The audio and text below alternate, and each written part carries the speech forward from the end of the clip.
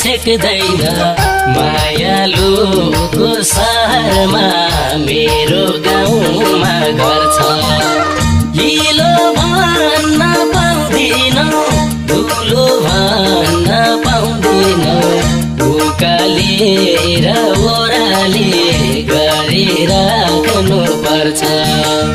उनको पाउले भुइँ कहिल्यै टेक्दैन मेरो घरले घाम पानी छेक्दैन मायालुको सहरमा मेरो गाउँमा घर छ हिलो भन्न पाउँदिन